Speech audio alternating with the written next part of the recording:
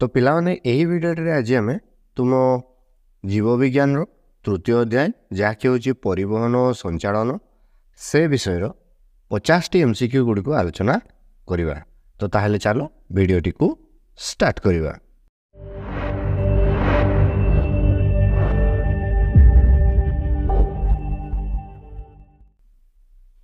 तो प्रथम प्रश्न टी आस लक्ष्य करवा ना जो व्यक्ति निकट में RH एंटीजेन रही न थाए तांकू केउ भाग में वर्गीकरण करा जाए। तो देखो जो मानक निकट में आमर RH एंटीजेन न थाए तांकू आमर कौन करा जाए ना RH नेगेटिव बोली कहा जाए। तो जोटा कि अच्छी बी रे। तापर प्रश्न को लक्ष्य कर कौन कही ना मनुष्य हृत्पिंडर गठन संबंधी केउ उक्ति ठीक अटे। तो देखो एटा विभिन्न प्रकार ऑप्शन गुड़िक देती लंब असार ओजन दे देती। तो एम भर क्यों उक्ति ठीक ना देख आमर डी उक्ति ठीक अटे जे लंब हो 12 सेंटीमीटर असार हो 9 सेंटीमीटर एवं ओजन हो 250 रु 300। तापर तृतीय प्रश्न को लक्ष्य कर रक्तचाप कहा द्वारा मपा जाए। तो देखो रक्तचाप आमर स्पिग्मो मानोमीटर द्वारा मपा जाए। ताले उत्तरटी हम आमर सी स्पिग्मो मानोमीटर। तापरे चतुर्थ प्रश्नटी को लक्ष्य कर बाम निलय सह क्यों रक्तवाहिनी संयुक्त होइछि ऊर्ध्व महाशिरा फुसफुस धमनी महाधमनी फुसफुस शिरा। ना देखो आमर बाम निलय सह आमर महाधमनीटी संयुक्त होइछि। ताले उत्तरटी हम आमर बी महाधमनी। तापर प्रश्नटी को लक्ष्य कर देख कौन कही ना शरीरर कौनसी अंग को थरे रक्त पहुँचला बेलू ताहा केते थर हृत्पिंड मध्य प्रवाहित होता है। ऑप्शन गुड़िक देती 3, 2, 1 और 4। तो देखो शरीरर कौनसी अंग को थरे रक्त पहुँचला बेलू ताहा 2 थर आमर हृत्पिंड मध्य प्रवाहित होता है। ताले उत्तरटी हम आमर बी 2। तापरे 6 नंबर प्रश्न को लक्ष्य कर बाम अलिंद सह क्यों रक्तवाहिनी संयुक्त होइछि ना बाम अलिंद सह फुसफुस शिराटी संयुक्त होइछि। ताले उत्तरटी हमर डी फुसफुस शिरा। तापरे 7 नंबर प्रश्न को आस लक्ष्य करवा जल क्षय जोगु पत्र फलक जलर विसरण चापर कौन होता है। ताले देखो आमर जल क्षय जोगु पत्र फल जल विसरण चाप आमर कमी जाए। ताले उत्तरटी हम ए कमी जाए। तापर 8 नंबर प्रश्न को लक्ष्य कर बाम अलिंद और बाम निलय द्वार केते पाखुड़ा विशिष्ट कपाटिका रही थाए। तो देखो बाम अलिंद और बाम निलय द्वार आमर 2टी पाखुड़ा विशिष्ट आमर कपाटिकाटी रही थाए। ताले उत्तरटी हम आमर बी 2 हेब। तापर प्रश्नटी को देख 9 नंबर जड़े वयप्राप्त व्यक्तिर हृत्पिंडर ओजन प्राय केते ग्राम अटे। जड़े वयप्राप्त व्यक्तिर हृत्पिंडर ओजन प्राय 250 रु 300 ग्राम अटे जोटा कि अच्छी बी रे। तापर 10 नंबर प्रश्नटी को लक्ष्य कर बेंगर हृत्पिंड केते प्रकोष्ठ विशिष्ट। ऑप्शन गुड़िक देती 3, 1, 2 और 4। आमे कौन जाने ना बेंगर हृत्पिंडटी हूँ आमर 3 प्रकोष्ठ विशिष्ट। ताले उत्तरटी हम आमर ए 3 हेब। तापरे 11 नंबर प्रश्न मनुष्य शरीर में रक्त संचालनर केउटी सठिक क्रम अटे। तो एठारे विभिन्न क्रम गुड़िक दिखाई जे रक्त प्रथम केउटा को आसता है तापर केउटा को होता है एवं तापर केउ आड़ को जाए। तो देखो एमानक मध्यरु आमर रक्त प्रथम अलिंद को आसता है तापर नीलय को जाए तापर धमनी मध्य शरीर विभिन्न अंग को जाए एवं शिरा देकी ताहा पुणी थरे हृत्पिंड निकट को पलि आसे। ताले उत्तरटी आमर सी हेब। तापर प्रश्नटी को लक्ष्य कर 12 नंबर प्रश्न कौन कही ना रक्त वर्ग बी रे डैश एंटीजेन और डैश एंटीबॉडी रही थाए। तो देखो रक्त वर्ग बी रे आमर कैपिटल बी एंटीजेन रही थाए एवं आमर एंटी ए एंटीबॉडी रही थाए। ତାହେଲେ ଉତ୍ତରଟି ହେବ ଆମର ଏ। ତାପରେ 13 ନମ୍ବର ପ୍ରଶ୍ନଟିକୁ ଲକ୍ଷ୍ୟ କର କ'ଣ କହିଛି, ହୃତ୍ପିଣ୍ଡର ରଙ୍ଗ କିପରି ଅଟେ। ଦେଖ ଆମେ କ'ଣ ଜାଣିଛେ ନା ହୃତ୍ପିଣ୍ଡର ରଙ୍ଗ ହେଉଛି କ'ଣ ନା ମାଟିଆ ଲାଲ ଅଟେ। ତାହେଲେ ଉତ୍ତରଟି ହେବ ଆମର ସି ମାଟିଆ ଲାଲ। ତାପରେ 14 ନମ୍ବର ପ୍ରଶ୍ନ, ଜାଇଲେମ୍ ଟିସୁର ବ୍ୟାସ 0.001 ମିଲିମିଟରରୁ ଉଣା ହେଲେ ଜଳ କେତେ ମିଟର ଉଚ୍ଚତା ପର୍ଯ୍ୟନ୍ତ ଯାଇପାରେ। ନା ଦେଖ ଯଦି ଜାଇଲେମ୍ ଟିସୁର ବ୍ୟାସ 0.001 ମିଲିମିଟରରୁ ଉଣା ବା କମ୍ ହେଲେ ତାହେଲେ ତାହା 10 ମିଟର ପର୍ଯ୍ୟନ୍ତ ଆମର ଜଳ ଯାଇପାରିବ। ତାହେଲେ ଉତ୍ତରଟି ହେବ ଆମର ଡି 10। ତାପରେ 15 ନମ୍ବର ପ୍ରଶ୍ନ କ'ଣ କହିଛି ନା କେଉଁଟି ରକ୍ତଚାପ ନିର୍ଣ୍ଣୟ ପାଇଁ ଆବଶ୍ୟକ ସୂତ୍ର ଅଟେ। ତ ଦେଖ ରକ୍ତଚାପ ଆମର ସାଧାରଣତଃ କିପରି ଲେଖା ହେଇଥାଏ ନା ସିଷ୍ଟୋଲିକ୍ ବାଇ ଡାଏଷ୍ଟୋଲିକ୍ ଲେଖା ହେଇଥାଏ। ତାହେଲେ ଉତ୍ତରଟି ହେବ ଆମର ଏ ସିଷ୍ଟୋଲିକ୍ ଚାପ ବିଭକ୍ତ ଡାଏଷ୍ଟୋଲିକ୍ ଚାପ। ତାପରେ 16 ନମ୍ବର ପ୍ରଶ୍ନ, ଉଦ୍ଭିଦଟି ଜଳ ଓ ଧାତବ ଲବଣକୁ କାହା ସାହାଯ୍ୟରେ ଗ୍ରହଣ କରିଥାଏ। ନା ଉଦ୍ଭିଦ ଆମର ଜଳ ଓ ଧାତବ ଲବଣକୁ ତାର ଚେର ସାହାଯ୍ୟରେ ଗ୍ରହଣ କରିଥାଏ। ତାହେଲେ ଉତ୍ତରଟି ହେବ ଆମର ଡି ଚେର। ତାପରେ 17 ନମ୍ବର ପ୍ରଶ୍ନଟିକୁ ଲକ୍ଷ୍ୟ କର, ପତ୍ରର କୋଷରୁ ଜଳ କ୍ଷୟ ହେଲେ ସେଥିରେ ଡ୍ୟାସ୍ ଚାପ ସୃଷ୍ଟି ହୁଏ। ନା ପତ୍ରର କୋଷରୁ ଯଦି ଆମର ଜଳ କ୍ଷୟ ହୁଏ ତାହେଲେ ସେଠାରେ ଆମେ ସଂଶୋଷଣ ଚାପ ସୃଷ୍ଟି ହୋଇଥାଏ। ତାହେଲେ ଉତ୍ତରଟି ହେବ ଆମର ବି ସଂଶୋଷଣ ଚାପ। ତାପରେ 18 ନମ୍ବର ପ୍ରଶ୍ନଟିକୁ ଲକ୍ଷ୍ୟ କର, ନଳୀ ମଧ୍ୟରେ ଜଳର ଉଚ୍ଚତା ବୃଦ୍ଧି କାହା ଉପରେ ନିର୍ଭର କରିଥାଏ। ନା ଦେଖ ନଳୀ ମଧ୍ୟରେ ଜଳର ଉଚ୍ଚତା ବୃଦ୍ଧିଟା ଆମର ନଳୀର ବ୍ୟାସ ଉପରେ ନିର୍ଭର କରିଥାଏ। ତାହେଲେ ଉତ୍ତରଟି ହେବ ଆମର ବି ନଳୀର ବ୍ୟାସ। ତାପରେ ପ୍ରଶ୍ନଟିକୁ ଲକ୍ଷ୍ୟ କର, ରକ୍ତ ପ୍ଲାଜମାରେ ଥିବା କେଉଁ ଉପାଦାନ ରକ୍ତ ଜମାଟ ବାନ୍ଧିବାରେ ସାହାଯ୍ୟ କରେ। ନା ରକ୍ତ ପ୍ଲାଜମାରେ କେଉଁ ଉପାଦାନ ରକ୍ତ ଜମାଟ ବାନ୍ଧିବାରେ ସାହାଯ୍ୟ କରିଥାଏ। ନା ଆମେ ଜାଣିଛେ କ'ଣ ନା ପୁଷ୍ଟିସାର ଆମର ରକ୍ତ ଜମାଟ ବାନ୍ଧିବାରେ ସାହାଯ୍ୟ କରିଥାଏ। ତାହେଲେ ଉତ୍ତରଟି ହେବ ଆମର ଏ ପୁଷ୍ଟିସାର। ତାପରେ 20 ନମ୍ବର ପ୍ରଶ୍ନଟିକୁ ଲେଖ କ'ଣ କହିଛି ନା ଜଣେ ବୟପ୍ରାପ୍ତ ବ୍ୟକ୍ତିର ହୃତ୍ପିଣ୍ଡର ଲମ୍ବ ଓ ଓସାର କେତେ। ନା ଜଣେ ବୟପ୍ରାପ୍ତ ବ୍ୟକ୍ତିର ହୃତ୍ପିଣ୍ଡର ଲମ୍ବ ହେଉଛି ଆମର କେତେ ନା 12 ସେଣ୍ଟିମିଟର ଏବଂ ଓସାର କେତେ 9 ସେଣ୍ଟିମିଟର। ତାହେଲେ ଉତ୍ତରଟି ହେବ ଆମର ବି ହେବ।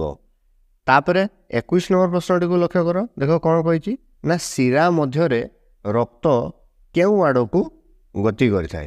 ହୃତ୍ପିଣ୍ଡରୁ ଅଙ୍ଗ ଆଡ଼କୁ, ଅଙ୍ଗରୁ ହୃତ୍ପିଣ୍ଡ ଆଡ଼କୁ, ଗୋଟିଏ ଅଙ୍ଗରୁ ଅନ୍ୟ ଅଙ୍ଗକୁ ବା କୌଣସିଟି ନୁହେଁ। ଦେଖ ଶିରା ମଧ୍ୟରେ ଆମର ରକ୍ତ ସବୁବେଳେ ଆମର ଅଙ୍ଗରୁ ହୃତ୍ପିଣ୍ଡ ଆଡ଼କୁ ଯାଇଥାଏ। ତାହେଲେ ଉତ୍ତରଟି ହେବ ଆମର ବି ହେବ ଅଙ୍ଗରୁ ହୃତ୍ପିଣ୍ଡ ଆଡ଼କୁ। ତାପରେ 22 ନମ୍ବର ପ୍ରଶ୍ନଟିକୁ ଲକ୍ଷ୍ୟ କର, ମଣିଷ ତଥା ଅନ୍ୟ ସ୍ତନ୍ୟପାୟୀ ପ୍ରାଣୀ ଓ ପକ୍ଷୀମାନଙ୍କ ହୃତ୍ପିଣ୍ଡର କେଉଁ ଭାଗରେ ଅମ୍ଳଜାନ ଯୁକ୍ତ ରକ୍ତ ପ୍ରବାହିତ ହୋଇଥାଏ। ଦେଖ ଏଠାରେ କରିଦେଇଛି ବାମ ପଟ ଅଳିନ୍ଦ ଓ ନୀଳୟ, ଡାହାଣ ପଟ ଅଳିନ୍ଦ ଓ ନୀଳୟ, ସମସ୍ତ ଅଳିନ୍ଦ ଓ ନୀଳୟ, କୌଣସିଟି ନୁହେଁ। ତ ଦେଖ ଆମେ କ'ଣ ଜାଣିଛେ ନା ମଣିଷ ତଥା ଅନ୍ୟ ସ୍ତନ୍ୟପାୟୀ ପ୍ରାଣୀ ଓ ପକ୍ଷୀମାନଙ୍କର ହୃତ୍ପିଣ୍ଡର ବାମ ପଟ ଅଳିନ୍ଦ ଓ ନୀଳୟରେ ଅମ୍ଳଜାନ ଯୁକ୍ତ ରକ୍ତ ପ୍ରବାହିତ ହୋଇଥାଏ। ତାହେଲେ ଉତ୍ତରଟି ହେବ ଆମର ସି କ ହେବ। ତାପରେ ପ୍ରଶ୍ନଟିକୁ ଲକ୍ଷ୍ୟ କର, ଦେଖ କ'ଣ କହିଛି ନା ରକ୍ତଚାପ ମାପିବାର ଏକକ କ'ଣ ଅଟେ। MAG, CMAG, MLAG ବା MMAG। ତ ଦେଖ ରକ୍ତଚାପ ମାପିବାର ଏକକ ହେଉଛି ଆମର MMAG। ତାହେଲେ ଉତ୍ତରଟି ହେବ ଆମର ଡି MMAG।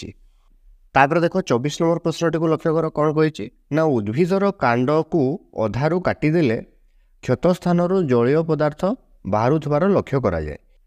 ତାପରେ ଦେଖ 24 ନମ୍ବର ପ୍ରଶ୍ନଟି କ'ଣ କହିଛି ନା ଉଦ୍ଭିଦର କାଣ୍ଡକୁ ଅଧାରୁ କାଟିଦେଲେ କ୍ଷତ ସ୍ଥାନରୁ ଜଳୀୟ ପଦାର୍ଥ ବାହାରୁଥିବାର ଲକ୍ଷ୍ୟ କରାଯାଏ।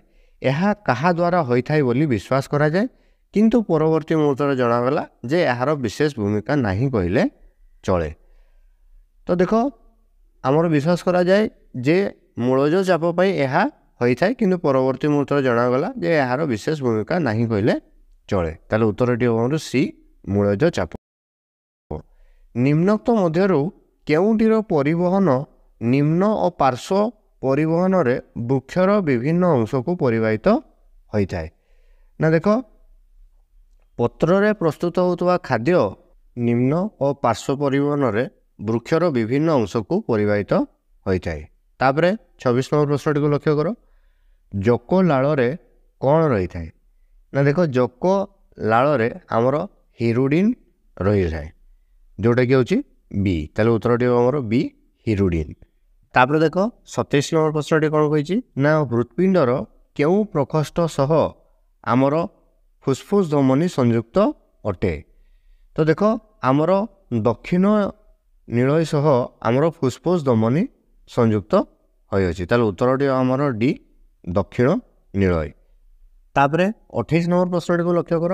ପତ୍ରରେ ପ୍ରସ୍ତୁତ ହେଉଥିବା ଶ୍ୱେତସାର ଜଳରେ ଦ୍ରବୀଭୂତ ହୋଇ କାହା ଦ୍ୱାରା ଗଛର ବିଭିନ୍ନ ଅଂଶକୁ ସ୍ଥାନାନ୍ତରିତ ହୋଇଥାଏ? ଅପସନ୍ ଗୁଡ଼ିକ ଦେଇଛି ଜାଇଲେମ୍, ଫ୍ଲୋଏମ୍, କାଣ୍ଡ ଏବଂ କୌଣସିଟି ନୁହେଁ। ଦେଖ, ପତ୍ରରେ ପ୍ରସ୍ତୁତ ହେଉଥିବା ଶ୍ୱେତସାର ଆମର ଜଳରେ ଦ୍ରବୀଭୂତ ହୋଇ ଫ୍ଲୋଏମ୍ ଦ୍ୱାରା ଗଛର ବିଭିନ୍ନ ଅଂଶକୁ ସ୍ଥାନାନ୍ତରିତ ହୋଇଥାଏ। ତାହେଲେ ଉତ୍ତରଟି ଆମର ବି ଫ୍ଲୋଏମ୍। ତାପରେ 29 ନମ୍ବର ପ୍ରଶ୍ନଟିକୁ ଦେଖ କ'ଣ କହିଛି? ନା ଉଦ୍ଭିଦରେ ଉତ୍ସେଦନର ବେଗ ଅଧିକ ହେଲେ ମୂଳଜ ଚାପର ମାତ୍ରା କ'ଣ ହୋଇଥାଏ? କମ୍ ହୋଇଥାଏ, ଅଧିକ ହୋଇଥାଏ, ଅପରିବର୍ତ୍ତିତ ଥାଏ ବା କୌଣସିଟି ନୁହେଁ। ଦେଖ, ଉଦ୍ଭିଦରେ ଉତ୍ସେଦନର ବେଗ ଅଧିକ ହେଲେ ଆମର ମୂଳଜ ଚାପର ମାତ୍ରା ଆମର କମ୍ ଥାଏ। ତାହେଲେ ଉତ୍ତରଟି ହେବ ଏ କମ୍ ଥାଏ। ତାପରେ ଦେଖ 30 ନମ୍ବର ପ୍ରଶ୍ନଟି କ'ଣ କହିଛି? ନା ହୃତ୍ପିଣ୍ଡର 4ଟି ପ୍ରକୋଷ୍ଠ ମଧ୍ୟରୁ କେଉଁଟି ଅଧିକ ଦକ୍ଷ ଓ ପ୍ରାଚୀର ମୋଟା? ତ ଦେଖ, ଆମର ବାମ ନୀଳୟର ପ୍ରାଚୀରଟି ଆମର ମୋଟା ଥାଏ ଏବଂ ଦକ୍ଷ ଥାଏ। ତାହେଲେ ଉତ୍ତରଟି ଆମର ବି ବାମ ନୀଳୟ। ତାପରେ 31 ନମ୍ବର ପ୍ରଶ୍ନଟି ଦେଖ କ'ଣ କହିଛି? ନା ଉଦ୍ଭିଦରେ ଜଳର ପରିବହନ ଦର୍ଶାଇବା ପାଇଁ ଏକ ପରୀକ୍ଷଣ କରିବାକୁ ହେଲେ କେଉଁ ଦ୍ରବ୍ୟ ଆବଶ୍ୟକ ହୋଇଥାଏ? କ୍ରଟନ ଗଛର ପତ୍ର, ଫୁଟନ୍ତା ସୁରାସାର, ଲଘୁ ଆୟୋଡିନ୍ ଦ୍ରବଣ, ଏହିପରି ଦେଖ ବିଭିନ୍ନ ଅପସନ୍ ଗୁଡ଼ିକ ଦେଇଛି। ତ ଆମେ କ'ଣ ଜାଣିଛେ? ନା ଉଦ୍ଭିଦରେ ଜଳର ପରିବହନ ଦର୍ଶାଇବା ପାଇଁ ଆମକୁ କନିକାଲ ଫ୍ଲାକ୍ସ, ନାଲିକାଳି ଜଳ ଓ ହରଗୌରା ଗଛ ଆମେ ଆବଶ୍ୟକ କରିଥାଉ। ତାହେଲେ ଉତ୍ତରଟି ଆମର ଡି। ତାପରେ 32 ନମ୍ବର ପ୍ରଶ୍ନଟିକୁ ଲକ୍ଷ୍ୟ କର। ଅଳିନ୍ଦ ଓ ନୀଳୟ ମଧ୍ୟସ୍ଥିତ କପାଟିକା କେଉଁ ଆଡ଼କୁ ଖୋଳିଥାଏ? ନା ଦେଖ, ଅଳିନ୍ଦ ଓ ନୀଳୟ ମଧ୍ୟରେ ଯେଉଁ କପାଟିକାଟି ରହିଥାଏ ତାହା ଆମର ଅଳିନ୍ଦରୁ ଯେହେତୁ ନୀଳୟ ଆଡ଼କୁ ରକ୍ତ ପ୍ରବାହିତ ହୋଇଥାଏ, ତେଣୁ ସେଇ କପାଟିକାଟି ଆମର ନୀଳୟ ଆଡ଼କୁ ଖୋଲିଥାଏ। ତାହେଲେ ଉତ୍ତରଟି ହେବ ଆମର ବି ନୀଳୟ ଆଡ଼କୁ। ତାପରେ ପ୍ରଶ୍ନଟିକୁ ଲକ୍ଷ୍ୟ କର। ଦେଖ 33 ନମ୍ବର ପ୍ରଶ୍ନ। କିଏ ରକ୍ତକୁ ଜମାଟ ବାନ୍ଧିବାକୁ ଦିଏ ନାହିଁ? ହିପାରିନ୍, ହିରୁଡ଼ିନ୍, ସୋଡ଼ିୟମ୍ ଅକ୍ଜାଲେଟ୍, ଉପରୋକ୍ତ ସମସ୍ତ। ନା ଦେଖ, ଉପରୋକ୍ତ ସମସ୍ତ ଆମର ରକ୍ତକୁ ଜମାଟ ବାନ୍ଧିବାକୁ ଦିଅନ୍ତି ନାହିଁ। ତାହେଲେ ଉତ୍ତରଟି ଆମର ଡି ଉପରୋକ୍ତ ସମସ୍ତ। ତାପରେ 34 ନମ୍ବର ପ୍ରଶ୍ନ।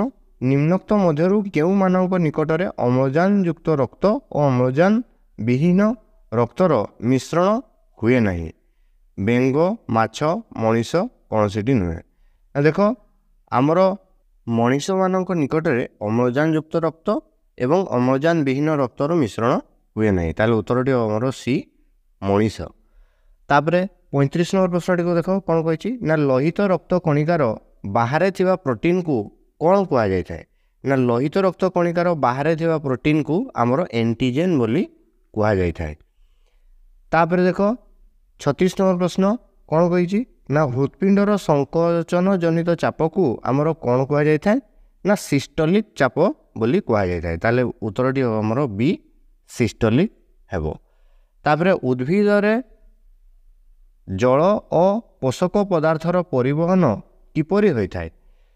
ନିମ୍ନମୁଖୀ, ପାର୍ଶ୍ୱମୁଖୀ, ଊର୍ଦ୍ଧ୍ୱମୁଖୀ, କୌଣସିଟି ନୁହେଁ। ନା ଦେଖ, ଆମର ଉଦ୍ଭିଦରେ ଜଳ ଓ ପୋଷକ ପଦାର୍ଥର ପରିବହନ ଆମର ସବୁବେଳେ ଊର୍ଦ୍ଧ୍ୱଗାମୀ ହୋଇଥାଏ। ତାହେଲେ ଉତ୍ତରଟି ହେବ ଆମର ସି ଊର୍ଦ୍ଧ୍ୱଗାମୀ। ତାପରେ ପ୍ରଶ୍ନଟିକୁ ଦେଖ ଲକ୍ଷ୍ୟ କର। 38 ନମ୍ବର ପ୍ରଶ୍ନ। ନଳୀର ବ୍ୟାସ କମିଲେ ଜଳର ଉଚ୍ଚତାରେ ଡ୍ୟାସ୍ ହୋଇଥାଏ? କମିଥାଏ, ବଢ଼ିଥାଏ, ଅପରିବର୍ତ୍ତିତ ରହିଥାଏ, କୌଣସିଟି ନୁହେଁ। ନା ନଳୀର ବ୍ୟାସ कमिले आमर जलर उच्चतार वृद्धि घटी थाए ताले उत्तरटी हम आमर बी बढ़ी थाए।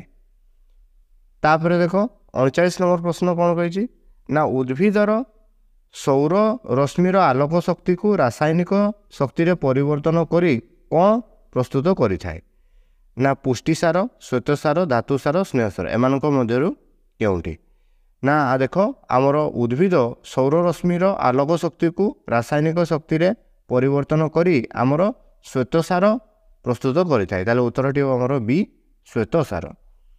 तापर देख कौन कही ना 40 नंबर प्रश्न थ्रोम्बोप्लास्टिन केउ आयन तथा एंजाइम सह मिसी थ्रोम्बिन नामक सक्रिय एंजाइम रे परिणत करे ना देख थ्रोम्बोप्लास्टिन आमर Ca++ बा कैल्शियम आयन सह मिसी आमर थ्रोम्बिन नामक एक सक्रिय एंजाइम रे परिणत करि थाए ताले उत्तरटी हमर बी Ca++। तापर 41 नंबर प्रश्नटी को लक्ष्य कर हजम होइतिबा खाद्य केउठारे अवशोषित होइथाए ना देख हजम होइतिबा खाद्य आमर क्षुद्रांतर रे अवशोषित होइथाए। तापर 42 नंबर प्रश्नटी को लक्ष्य कर माछ निकटरे केउ प्रकार रक्त संचालन देखिया को मिलथाए ना आमे जानचे माछ निकटरे आमर एकक संचालन देखिया को मिलथाए ताले उत्तरटी हो हमर बी एकक संचालन। तापर 43 नंबर प्रश्नटी को लक्ष्य कर ना दक्षिण अलिंद और दक्षिण निलय द्वार रे केते पाकुड़ा विशिष्ट कपाटिका रही थाए ना दक्षिण अलिंद और दक्षिण निलय द्वार रे आमर 3 पाकुड़ा विशिष्ट कपाटिका रही थाए ताले उत्तरटी हमर ए 3 हेबो। तापर 44 नंबर प्रश्नटी को लक्ष्य कर कौन कही ना निम्नोक्त मध्यरु केउटी मनीष मानकर रक्त वर्ग ना ए ओ ए बी एओ यहीपरि देख विभिन्न प्रकार ऑप्शन दे दीजिए ना आमर मनीष मानक निकट में 4 प्रकार रक्तवर्ग देखाई थे कौन कौन ना ए बी ओ जोटा कि हम डी रे अच्छी ताले उत्तरटी हमर डी ए बी ओ। तापर 45 नंबर प्रश्नटी को लक्ष्य कर वायुमंडल को मचित होता जलर 90% रु अधिक कहा मध्य दे निर्गत होता है ना देख वायुमंडल को मचित होता जल आमर पत्र स्तंभ द्वारा वायुमंडल को जाए ताले उत्तरटी हमर सी स्तंभ हेबो। तापर देख 46 नंबर प्रश्नटी कौन कही ना क्यों प्रोटीन रक्त जमाट बांधा को दिए ना तो देख एम मध्यरु आमर हिपारिन प्रोटीन टी आमर रक्त जमाट बांधा को दिए ना ताले उत्तरटी हमर बी हिपारिन हेबो। तापर देख आमर 47 नंबर प्रश्न कौन कही ना साधारणतः एक सुस्थ व्यक्तिर विश्राम बेलर रक्तचाप केते ना आमर विश्राम बेलर रक्तचाप हूँ 120/80 mmHg ताले उत्तरटी हमर बी 120/80 mmHg। तापर देख 48 नंबर प्रश्नटी कौन कही ना आम शरीर रे प्राय केते किलोमीटर लंबर नली बिछाई होई रही ना 96 रु 160,000 किलोमीटर लंब एवं 50,000 रु 1.5 लाख 69,000 रु 2,60,000 लक्ष रु 2,60,000 तो देख आम शरीर रे प्राय 96,000 रु 160,000 किलोमीटर लंबर नली बिछाई होई रही ताले उत्तरटी हमर ए 96,000 रु 160,000 किलोमीटर लंब। तापर देख 49 नंबर प्रश्नटी कौन कही ना उच्छेदन चाप केउठारे होइथाए कांड डाल पत्र और फूल देख उच्छेदन चापटी आमर पत्र रे होइथाए तारे उत्तरटी हमर सी पत्र हेबो। तापर देख 50 नंबर प्रश्नटी कौन कही ना साधारणतः एक सुस्थ व्यक्तिर हृत्पिंडर स्पंदन हार 1 मिनिट को डैश अटे ना आमर साधारण व्यक्तिर हृत्पिंडर स्पंदन हार 1 मिनिट को आमर 72 थर होइथाए ताले उत्तरटी हमर सी 72 हेबो। तो पिला माने एही वीडियोटी रे आज आमे एही परिवहन और रक्त संचालन विषय 50 MCQ गुड़ी को आलोचना कले एवं नेक्स्ट वीडियो रे आमे आउ 50 MCQ गुड़ी को आलोचना करवा एवं शेष रे आमे गोटे PDF टी दे दबु एही चैप्टर रो डेस्क्रिप्टिव आमर शून्यस्थान पूरण एवं 2 मार्किया question short answer type question सबू सेटारे थिबो तुमे ताहाकू सेतले प्रैक्टिस करि परिबो। तेणु वर्तमान तुमे ही 50 क्वेश्चन को प्रैक्टिस करो एवं आगामी वीडियो रे आमे आउ 50 MCQ आनिबु। तो जदि भिडियोटी भल लगी थाए ताले आम भिडियोटी को लाइक करदेव एवं आम चैनल को जब सब्सक्राइब करन ताले तले जो सब्सक्राइब बटन अच्छी ताकू क्लिक करके आम चैनल को निहाती सब्सक्राइब करदेव।